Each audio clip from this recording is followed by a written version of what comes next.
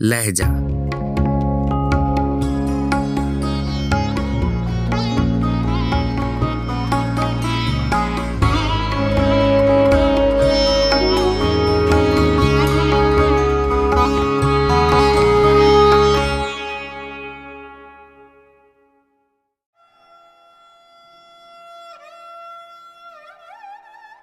باغی مرید، نظم علامہ محمد اقبال، آواز و پیشکش راحیل فاروق۔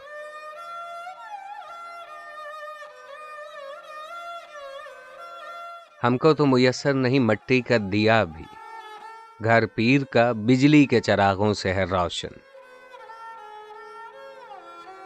شہری ہو دیہاتی ہو مسلمان ہے سادہ، مانند بتاں پوجتے ہیں کعبے کے برہمن۔ نذرانہ نہیں سود ہے پیران حرم کا، ہر خرقہ سالوس کے اندر ہے مہاجن۔ میراث میں آئی ہے انہیں مسند ارشاد، زاغوں کے تصرف میں عقابوں کے نشیمن۔